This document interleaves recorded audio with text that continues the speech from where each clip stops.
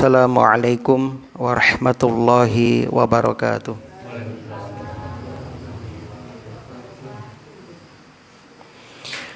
Innal hamdalillah nahmaduhu wa nasta'inuhu wa nastaghfiruh wa na'udzu billahi min syururi anfusina wa sayyiati a'malina may yahdihillahu fala mudhillalah wa may yudlil fala hadiyalah. Asyhadu an la ilaha illallah wahdahu la syarikalah wa asyhadu anna Muhammadan abduhu wa rasuluh. Qallallahu ta'ala fil Qur'an, a'udzu billahi minasyaitonir rajim. Ya ayyuhalladzina amanu taqullaha haqqa tuqatih wa la tamutunna illa wa antum muslimun.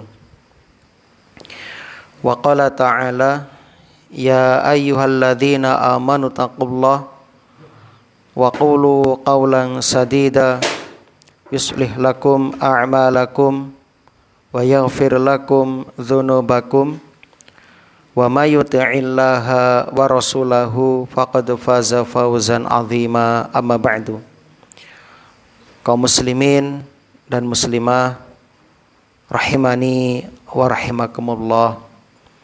Alhamdulillah alladzi bi ni'matihi tatimmus sholihat. Segala puji bagi Allah yang dengan nikmatnya kebaikan-kebaikan hamba dapat terlaksana. Kita bersyukur kepada Allah di malam hari ini kembali kita dimudahkan untuk dapat menghadiri taman-taman surga. Mudah-mudahan kehadiran kita kelak menjadi saksi yang akan memberatkan timbangan amal soleh kita kelak di hadapan Allah Subhanahu wa ta'ala. Amin ya rabbal alamin. Allahumma anfa'na bima 'allamtana wa 'allimna ma yanfa'una wa zidna ilman.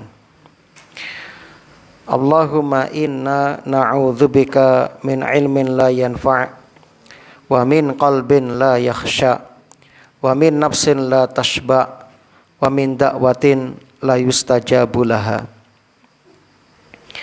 Salawat dan salam mudah-mudahan senantiasa tercurah limpahkan kepada Nabi kita Muhammad sallallahu alaihi wasallam, kepada keluarga dan juga para sahabatnya radhiyallahu anhum ajma'in. Allahumma sholli ala Muhammad wa ala ali Muhammad kama shallaita ala Ibrahim wa ala ali Ibrahim innaka Hamidum Majid. Jamaah rahimani wa rahimakumullah, sekedar mengingatkan, ngimutake, sebentar lagi kita akan melihat sebuah fenomena yang terulang setiap tahun, yaitu peristiwa Tahun Baru Masehi. Perlu kami ingatkan kembali sejarah Tahun Baru Masehi yang diawali dengan tanggal 1 Januari. Sejak abad ke-46 sebelum Masehi, Raja Romawi Julius Kaisar menetapkan 1 Januari sebagai hari permulaan tahun. Orang Romawi kuno, orang Romawi dahulu mempersembahkan tanggal 1 Januari itu kepada dewa Janus. Dewa Janus. Dewa Janus itu dewa segala gerbang dan dewa pintu-pintu dan permulaan waktu. Seperti dijelaskan dalam buku The Word Book Encyclopedia volume 14 halaman 237. Bulan Januari diambil dari nama dewa Janus. Dewa yang memiliki dua wajah. Satu wajah menghadap ke masa depan dan satu wajah lagi menghadap ke masa lalu. Maka yang merayakan malam tahun baru dengan cara apapun, mereka telah mengikuti tradisi kaum penyembah berhala atau kaum paganis yang merayakan hari Janus. Mereka mengitari api unggun sambil meniup trompet, berpesta dan bernyanyi bersama. Maka untuk kelompok ini selamat telah menjadi peniru kaum paganis Romawi yang telah merayakan malam tahun baru atau hari Janus. Dan bagi yang tidak ikut, maka selamatlah panjenengan karena jenengan tetap terus berkomitmen dengan Al-Quran surah Al-An'am ayat 161 hingga 163. Allah berfirman, "Qul innani hadani rabbi ila siratim mustaqim dinan qayyiman millata Ibrahim hanifa wa ma kana minal musyrikin. Qul inna salati wa nusuki wa mahyaya wa mamati lillahi rabbil alamin la syarikalah wa bidzalika umirtu wa ana awalul muslimin." Katakanlah ya Muhammad, sesungguhnya Tuhanku telah memberiku petunjuk ke jalan yang lurus, agama yang benar, agama Ibrahim yang lurus. Dia Ibrahim tidak termasuk orang-orang musyrik. Katakanlah, sesungguhnya salatku, ibadahku, sembelihanku, matiku hanyalah untuk Allah Subhanahu wa taala, Rabb semesta alam. Tidak ada sekutu baginya, dan demikianlah yang diperintahkan kepadaku, dan aku adalah orang yang pertama-tama berserah diri. Inni wajjahtu wajhiya lilladzi fatiras samawati wal ard hanifa wa ma ana minal musyrikin. Maka kaum muslimin, mari kita menjaga akidah kita. Sudah cukup tanggal 25 kemarin banyak terjadi dosa besar, yaitu kesyirikan, bahkan bisa sampai kemurtadan ketika orang-orang Islam ikut mengucapkan selamat Natal, yang ini dilarang dalam agama kita. Ya, sebab kita punya prinsip lakum dinukum waliyadin, lam yalid walam yulad. Maka jangan diulang lagi di tanggal 1 Januari nanti 2026. Ingatkan keluarga kita, anak-anak kita, jangan ikut merayakan perayaan Dewa Janus, perayaan kekufuran tersebut. Nah, apapun yang dilakukan, entah apapun acaranya, tidak boleh jamaah. Nah, maka seperti biasa, Anda fokus ibadah, perbanyak zikir, taubat marang Gusti Allah, mengingat ini bulan haram, bulan Rajab, yang mana di dalamnya amal soleh dilipat gandakan dan kemaksiatan juga dilipat gandakan hukumannya. Maka kaum muslimin, mari kita menjauhi tasyabuh, menyerupai tradisi agama di luar Islam. Kalau kita lihat sejarahnya, dalam hadis Abu Dawud nomor 498 tentang sejarah trompet, ihtamma Nabiyyu sallallahu alaihi wasallam lis-sholati. Nabi sallallahu alaihi wasallam memikirkan bagaimana cara mengumpulkan orang-orang, kaifa yajma'un nasa laha, untuk salat. Faqila lahu angsib royatan inda huduri sholah. Ada sahabat yang mengusulkan kibarkan bendera ketika waktu sholat tiba. Jadi pakai bendera dikibar-kibarkan. Nah, ini usulan dari sebagian sahabat. Wa idza ra'auha adzan ba'dhum ba'dhan falam yu'jibhu dzalika qala wa dzukira lahul qun'u, yakni asyambur. Jika orang-orang melihat ada bendera yang berkibar, maka mereka akan saling memberitahu waktu sholat telah tiba. Namun Nabi tidak setuju. Lalu orang kedua mengusulkan agar menggunakan syambur. Syambur itu apa? Trompet. Menggunakan trompet. Wa qala Ziyad syamburul yahud, ya, yang biasa digunakan oleh orang Yahudi, ya, dengan membunyikan trompet, ya. Dan ini perilaku orang Yahudi.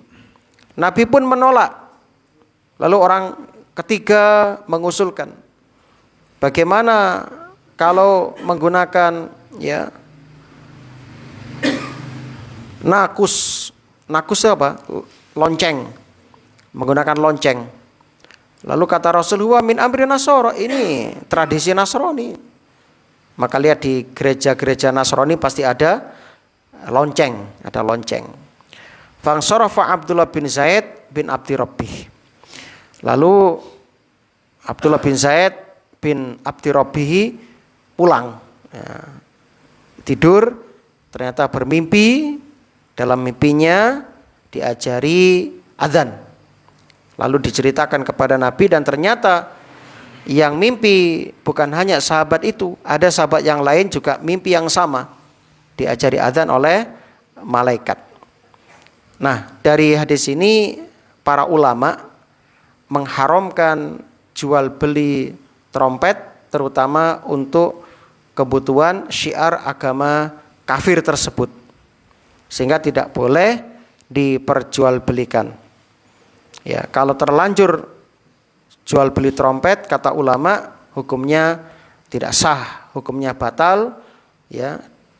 Sebagaimana fatwa Imam Ibnul Qasim, murid Imam Malik, dalam kitab At-Taj wal Iklil, wa qala Ibnul Qasim yufsahu bai'ul buq wal 'ud wal kibr wa yu'addibu ahlu.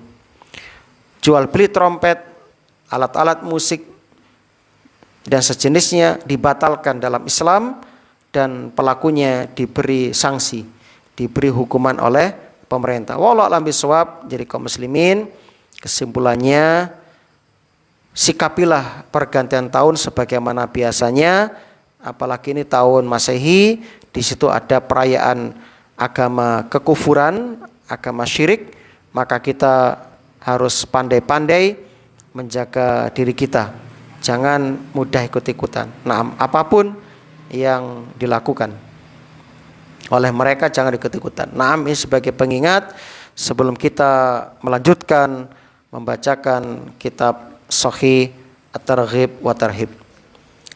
Monggo kita lajengaken anggenipun ngaos hadis salajengipun, masih berkaitan tentang keutamaan berwudu, ya. Di antaranya kemarin sudah kita bacakan, orang yang berwudu itu akan berguguran dosa-dosanya, yakni dosa kecilnya akan berguguran dengan tetes air wudunya. Jamaah yang berbahagia, ini nikmat, salah satu nikmat dari Allah yang diberikan kepada kita. Mengingat kelolaan panjenengan sering ngelampai dosa, sering ngelampai amalan ingkang awon, mila menika kelolaan panjenengan butuh kafaroh, butuh penebus dosa. Di antaranya Allah siapkan wudu sebagai penghapus dosa. Alhamdulillah. Maka mulai sekarang kalau berwudu jangan tergesa-gesa, ya, perhatikan rukun-rukun wudu dan anggota wudu apakah sudah ya terpenuhi rukun-rukunnya dengan sempurna atau belum. Supaya apa? Supaya wudu kita sah, sholat kita juga sah. Eman. Ya, kalau sampai sholat kita tidak diterima disebabkan kurangnya kita menjaga wudu kita. Itu jamaah yang berbahagia. Kemudian hadis-hadisnya banyak ya. Nah, kita akan lanjut, kita akan sampaikan hadis yang ya, berbeda. Ya, di sini semuanya sama. Di sini ada hadis dari Amr bin Abbasah As-Sulami radhiyallahu anhu, dia berkata, "Kuntu wa ana fil jahiliyati adzunnu anna nasa ala dhalalah." Aku pada saat dalam jahiliyah mengira orang-orang itu di atas kesesatan. Wa annahum laisu ala syai'. Mereka tidak berpijak kepada apapun dari kebenaran. Wa hum ya'budunal awthan. Mereka menyembah berhala. Fasami'tu birajulin fi Makkah yukhbiru akhbaron. Lalu aku mendengar ada seorang laki-laki di kota Mekah yang membawa ya berita-berita. Faqa'adtu ala rahilati, lalu aku duduk di atas tungganganku, yakni pergi bersama kendaraanku. Faqadimtu alaihi, lantas aku mendatangi laki-laki tersebut yang katanya membawa kabar-kabar itu. Faida Rasulullah sallallahu alaihi wasallam. Kok tiba-tiba ternyata dia adalah utusan Allah. Fadzakarul haditsa ila an qala, lalu dia menceritakan apa yang dia dengarkan dari Nabi sampai pada sabda Nabi ya, dan dia bertanya, "Ya Nabi Allah, fal wudu hadisni anhu." Wahai Nabi Allah, tentang wudu beritahukan kepadaku. Nah, jadi sahabat ini minta ilmu supaya diajari tentang wudu. Faqala, lantas Nabi dawuh, "Ma minkum rajulun yuqarribu wudu'ahu." Tidaklah salah seorang dari kalian menyiapkan air wudunya. Air wudu, wadu itu air wudu. Jadi tolong diperhatikan, beda harokat, beda makna. Ini pentingnya bahasa Arab. Kalau dibaca wadu artinya tempat wudu. Kalau dibaca wudu itu perbuatannya. Sama seperti sahur sama suhur. Kalau dikatakan sahur itu waktunya, kalau dikatakan suhur itu adalah perbuatannya, makanannya. Lalu setelah didekatkan tempat wudu, fayatamat mat, lalu hendaklah dia berkumur, wayastangsyik, lalu melakukan istingsyak, memasukkan air ke hidung, wayang tasir, lalu mengeluarkannya, illa kharaj khataya wajhi min atrafi lihyatihi ma'al ma', melainkan akan berguguran dosa-dosanya, kesalahan-kesalahannya akan luntur, akan luruh dari ujung jenggotnya bersama air itu. Summa yaghsilu yadayhi ilal mirfaqain, lalu dia membasuh kedua tangan sampai siku, illa kharaj khataya biyadaihi yadaihi, melainkan berguguran dosanya dari tangannya, min anamilihi ma'al ma', sampai di sela-sela derijinya bersama dengan air wudu itu. Summa yamsahu ra'sa, lalu dia mengusap kepalanya, illa melainkan kharaj khataya ra'sihi min atrafi sya'rihi ma'al ma', berguguran dosanya dari ya sela-sela rambutnya bersama dengan tetesan air itu. Summa yaghsilu rijlaihi ilal ka'bain, nuli dheweke ya basuh kedua kaki sampai polok ya. Illa kharaj khataya rijlaihi, melainkan berguguran dosanya min anamilihi ma'al ma', dari sela-sela ya diriji kakinya bersama dengan air itu.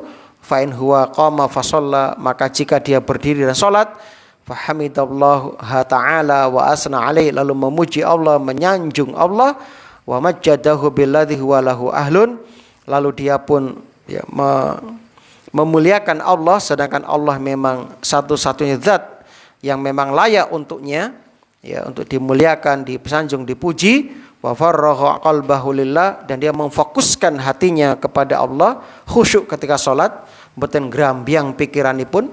Illang sarafa min khati'atihi kahiyatihi yauma waladatsu ummu. Masya Allah. Melainkan keluar dari salat dia seperti bayi yang baru lahir tanpa memiliki dosa. Luar biasa. Rawahu Muslim.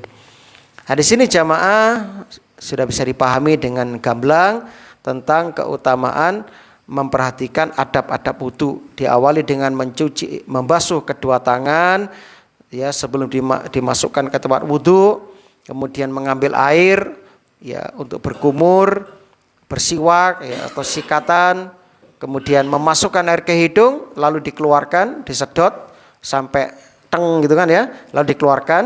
Nah, itu diulang 3 kali, ya. Kemudian menyempurnakan rukun wudu, mencuci wajah, ya, kemudian kedua tangan sampai kedua siku, ya. Kalau bisa dilebihkan lebih bagus lagi. Kemudian kepala plus telinga, kemudian kedua kaki sampai mata kaki batas wajib. Kalau mau lebih bagus, ya, itu sunnahnya. 6. Lalu sholat dengan khusyuk. Nah, ini akan mendatangkan keutamaan diampuni dosa-dosanya seperti bayi yang baru lahir. Masya Allah, ini keutamaan berwudu. Dalam hadis yang lain juga disebutkan, orang yang berwudu itu akan keluar dosa-dosanya dari telinganya, penglihatannya, kedua tangannya, kedua kakinya. Nah, dan jika dia duduk, maka dia duduk dalam keadaan telah diampuni dosa-dosanya. Masya Allah, ya. Jadi jamaah, upayakan kita menjaga wudu-wudu kita. Kemudian, ya, hadis berikutnya ini juga sama. Ini dia. At-tuhuru syatrul iman. Bersuci itu separuh dari iman. Ini yang dari Nabi. Anapun ingkang viral di masyarakat, an-nadzafatu minal iman, menika sanes hadis itu hanya pepatah atau kata-kata bijak. Namun boleh diamalkan karena memang itulah ajaran Islam menjaga kebersihan. Yang hadis ini, at-tuhuru syatrul iman. Bersuci itu adalah separuh dari iman. Walhamdulillah tamla'ul mizan. Ucapan alhamdulillah memenuhi timbangan. Wa subhanallah walhamdulillah tamla'ani ma bainas sama'i wal ardi. Ucapan subhanallah walhamdulillah akan memenuhi langit dan bumi. Masya Allah, ya, saking besarnya keutamaannya. Wassalatu nurun. Salat itu adalah cahaya. Wassadaqatu burhan. Sedekah itu adalah bukti, ya. Sedekah itu adalah hujjah yang akan membelamu. Wassabru diya. Sabar itu adalah sinar. Wal Qur'an hujjatun laka aw 'alaika. Quran itu akan menjadi pembelamu atau Quran itu akan melawanmu, menuntutmu, ya. Kullun nasi yaghdu.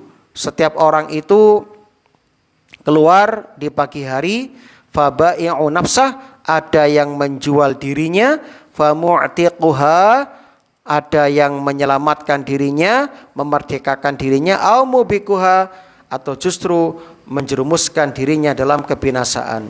Rawahu Muslim, At-Tirmidzi, Ibnu Majah. Dan di sini sahih. Mari kita lihat pelajaran apa yang bisa kita ambil dari hadis yang mulia ini. Para bapak lan ibu rahimani wa rahimakumullah. Mungkin ada di antara jenengan, ya, yang dulu pernah menghafal kitab Arba'in Nawawi.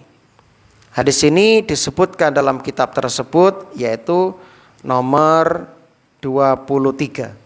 Nomor 23 di kitab Arba'in Nawawi karangan Imam Nawawi, ya. Jamaah yang berbahagia, hadis ini membahas tentang amalan-amalan soleh yang dianjurkan. Ya, wabil khusus di bulan Rajab ini kita harus menjaga betul amalan kita. Coba kalau kita lihat di sini Rasul mengajarkan beberapa amalan soleh seperti bersuci, zikir, sholat, sedekah, maos Al-Quran, lan lintu-lintunipun. Dan hadis ini jamaah juga memotivasi kulolan panjenengan supados ngekeh-ngekehake amal soleh. Karena semuanya akan memberatkan timbangan amal kita kelak di akhirat. Nah, saat kita bahas at-tuhur, bersuci di sini memiliki dua makna. Bersuci di sini memiliki dua makna. Yang pertama, makna at-tuhur di sini kata sebagian ulama, mereka berpendapat maksudnya adalah membersihkan diri dari berbagai macam maksiat dan kesyirikan.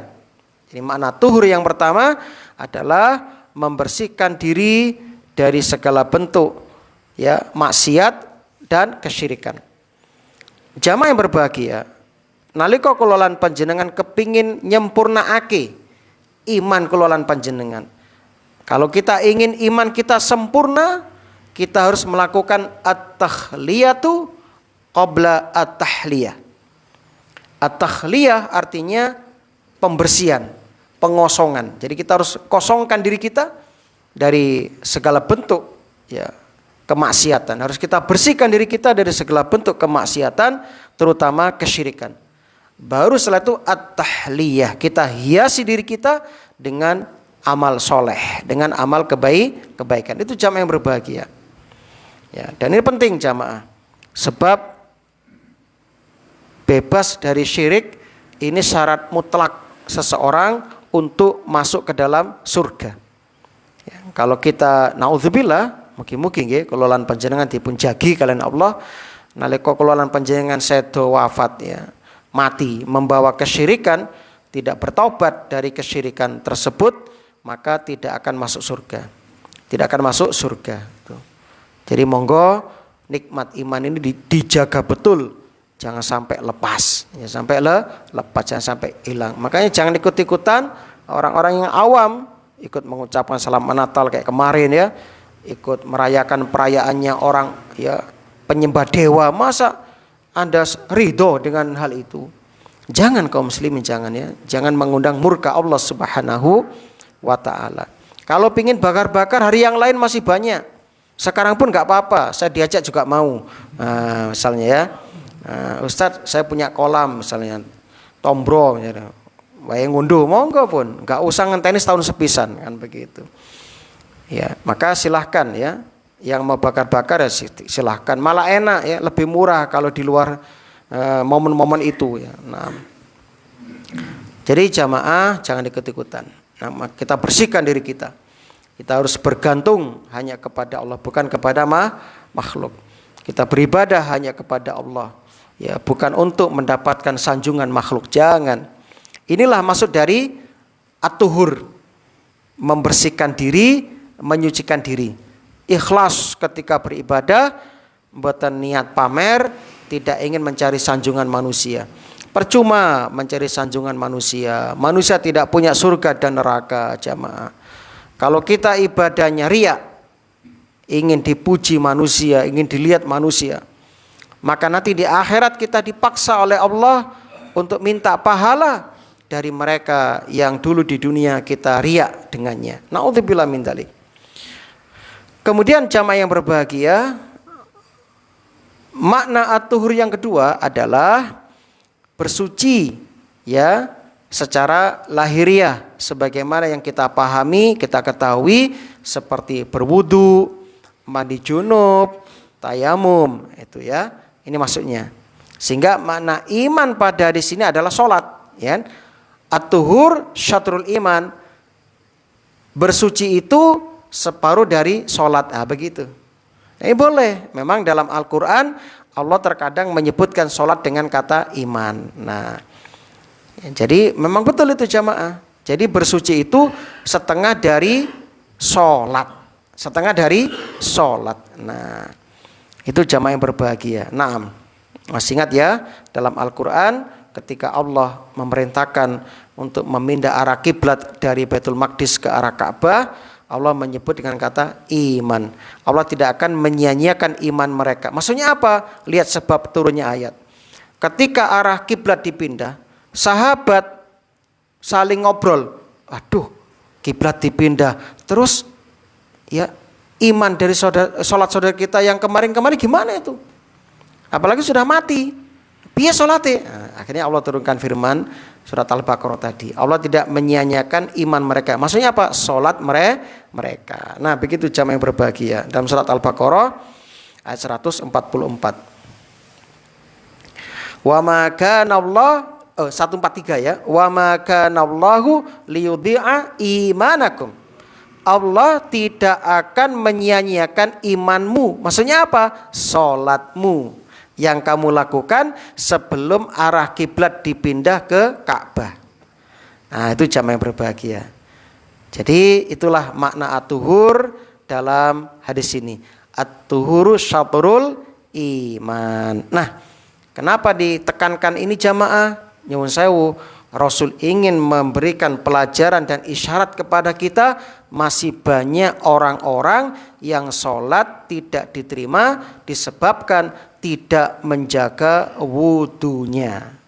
Tidak menjaga wudunya. Maka kalau wudulah dengan baik sebagaimana yang Nabi contohkan. Itu kaum muslimin yang berbahagia. Berikutnya ada kalimat walhamdulillah. Masya Allah. Artinya tersebut apa? Alhamdulillah, segala puji bagi Allah. Ini bagian dari amalan soleh. Dan ini bagian dari zikir. Rasul bersabda, walhamdulillah tamla'ul mizan. Ucapan alhamdulillah memenuhi timbangan. Wa subhanallah walhamdulillah. Sedangkan ucapan subhanallah walhamdulillah juga memenuhi ma bainas sama'i wal ardh, antara langit dan bumi. Jadi ini insya Allah ringan. Mboten usah modal, mboten usah bondo. Setiap panjenengan mampu mengucapkan subhanallah walhamdulillah wala ilaha illallah wallahu akbar. Semuanya mampu. Ya, bahkan orang yang sakit pun mampu. Maka jangan lewatkan kesempatan yang luar biasa ini. Jamaah yang berbahagia, kita memuji Allah Subhanahu wa taala, mengucapkan alhamdulillah. Nah, kita memuji Allah itu dari dua sisi. Bismillah.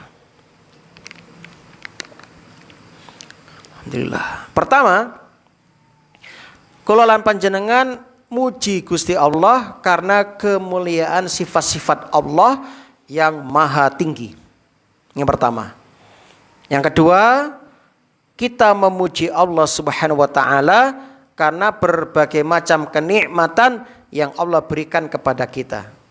Setiap hembusan nafas kita ada nikmat Allah. Setiap aliran darah kita ada nikmat Allah. Setiap gerakan-gerakan organ tubuh kita, jantung kita, paru-paru kita, ya, usus kita, limpa kita, semuanya ada nikmat Allah. Jadi kita enggak lepas dari nikmat Allah. Maka jamaah jangan pernah ya kita kufur nikmat. Maka jadi kita perbanyak memuji Allah, mengucapkan alhamdulillah, bersyukur kepada Allah. Nah, kalau kita bersyukur, apa bedanya dengan nikmat? Dengan memuji? Beda. Kalau bersyukur itu hanya terfokus kepada ya kenikmatan yang diberikan kepada kita. Kalau kita bersyukur, kita dikasih nikmat sehat, alhamdulillah. Dikasih nikmat uang, alhamdulillah. Dapat rezeki anak, alhamdulillah. Tapi kalau memuji Allah, maka memiliki dua makna tadi. Kita memuji Allah karena sifat-sifat Allah yang tinggi, karena kemuliaan Allah, dan nikmat yang diberikan kepada kita. Itu bedanya. Kalau syukur hanya fokus kepada nikmat-nikmat saja. Kalau memuji Allah itu meliputi dua-duanya. Nah, itu jamaah yang berbahagia. Jadi Allah itu Masya Allah ya, banyak memberikan nikmat kepada kita. Berikutnya di sini juga ada pujian subhanallah walhamdulillah tuh, seperti diamalkan. Lantas berikutnya wassalatu nur. Dan salat itu adalah nur, cahaya. Salat itu adalah cahaya, Masya Allah. Dan ini betul ya. Memang salat itu adalah cahaya. Jadi orang yang salat itu akan mendapatkan cahaya. Jamaah rahimani wa rahimakumullah. Ini waktunya masih agak panjang ya, salatnya agak isanya agak mundur ya. Nah, sebelum kita bahas as-salatun nur, kita bahas subhanallah, mensucikan Allah. Nah, kita harus mentasbih Allah, mensucikan Allah dari segala aib, dari segala kekurangan. Makanya cara mengkanter anggapan-anggapan yang mengatakan Allah punya anak dan sebagainya, apa kata Allah? Subhanah. Subhanah. Makanya ketika terjadi kekufuran, kesyirikan, maka perbanyak memuji Allah. Subhanallah, subhanallah. Seperti tanggal 25 kemarin, itu hampir seharian kita bertasbih sama Allah tuh ya. Subhanallah, subhanallah. Kenapa? Kita nggak ridho Allah disekutukan ya. Maka besok tanggal 1 Januari juga sama, Anda harus banyak bertasbih. Sebab saat itu orang-orang melakukan aktivitas tasyabuh dengan orang penyembah dewa Janus. Na'udzubillah min dzalik. Maka perbanyak subhanallah. Ya, mereka mengatakan wa qalu takhadzallahu walada, subhana. Itu cara mengkanternya. Quran sudah ngasih cara, yaitu ucapan apa? Subhanallah. Itu cara mengkanter kita kalau kita mendengar Allah disekutukan. Dan kita mensucikan Allah sebab Allah tidak sama dengan makhluknya.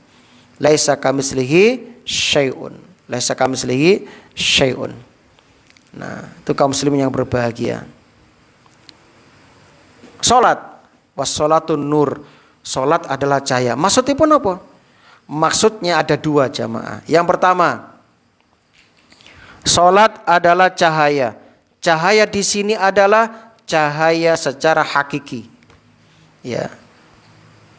Hal ini dikarenakan kulolan panjenengan membutuhkan cahaya kelak di alam kubur dan di padang mahsyar, ing ora-ora mahsyar. Nalika kulolan panjenengan dipun tangekake saking kubur benjang yaumil kiamah, kumpul dadi siji nublek teng ngriku mulai Nabi Adam sampai makhluk terakhir, jin dan manusia. Dikumpulkan semuanya. Saat itu kita membutuhkan nur, membutuhkan cahaya. Maka orang yang rajin mengerjakan sholat akan diberikan cahaya di alam kuburnya, yang kalau kita lihat tuh gelap gulita, ternyata bagi orang beriman tuh ya padang jinggrang, ya padang lan jembar, masya Allah. Itu jamaah yang berbahagia. Ya. Kemudian jamaah yang berbahagia yang kedua, cahaya di sini ya disebutkan oleh ulama ya, sebelumnya kita sampaikan hadis yang sangat luar biasa dari Rasul. Dalam hadis yang sahih, Nabi pernah bersabda, riwayat Ibnu Majah nomor 781, Basyiril masyaina fi dhulam ilal masajid. Berilah kabar gembira kepada orang-orang yang berjalan dalam kegelapan menuju masjid. Masya Allah. Bin nurid tam yaumil qiyamati. Dengan cahaya yang sempurna kelak pada hari kiamat. Dalam hadis yang lain, man hafadhu 'alaiha, barang siapa yang menjaga salat, kanat lahu nuron, maka dia akan mendapatkan cahaya, wa burhanan, akan mendapatkan petunjuk, wa najatan yaumal qiyamati, dan akan mendapatkan keselamatan di hari kiamat.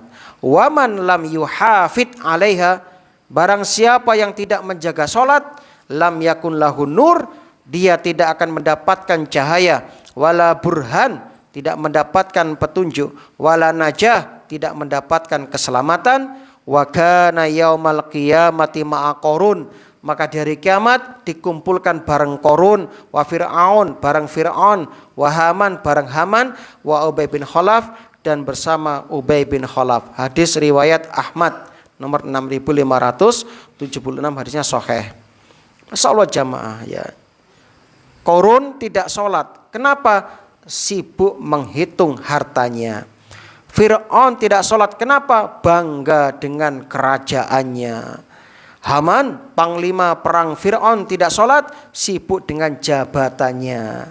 Ubay bin Khalaf, saudagar terkaya di kota Mekah, ya, tidak sholat karena sibuk dengan perdagangannya. Jadi barang siapa yang tidak sholat karena sibuk berdagang, kumpul di neraka dengan Ubay bin Khalaf. Barang siapa yang tidak sholat karena sibuk menghitung aset hartanya, akan dibangkitkan bersama Korun. Cok kaget engkau ya, loh kok Korun pimpinanku? Wah ini karena jenengan di dunia sibuk ngurusi dunia terus ya. Barang siapa yang tidak sholat karena sibuk dengan jabatannya, akan dikumpulkan bersama Haman. Nah, barang siapa yang tidak sholat karena posisinya, akan dikumpulkan bersama Fir'aun. Nah, itu. Yang kedua, mana cahaya. Nur di sini bersifat majas. Majas itu artinya ungkapan yang tidak sesungguhnya. Maksudnya apa? Nur di sini adalah petunjuk. Jadi orang yang menjaga sholatnya akan diberi petunjuk oleh Allah Subhanahu wa taala. Allah juga berfirman dalam surah Al-Ankabut ayat 45, innas sholata tanha 'anil fasya' wal munkar. Salat itu mencegah dari perbuatan keji dan mungkar. Naam. Berarti orang sing sering maksiat berarti salatnya belum beres. Salatnya belum benar. Naam. Yang berikutnya di sini ada sedekah. Wasedekah burhan. Sedekah adalah bukti. Bukti apa? Bukti keimanan. Berarti kalau bapak ibu purun sedekah, menandakan iman panjenengan leres, iman panjenengan betul. Nah, jadi itu pembuktian. Ya. Kenapa? Kok ya ini sebagai bukti? Karena hukum asal manusia itu cinta dengan harta. Surat Al-Fajr ayat 20, wa tuhibbunal mala hubban jamma. Dan kamu mencintai harta benda dengan kecintaan yang berlebih. Coba siapa di antara bapak ibu yang tidak cinta dengan harta? Ya.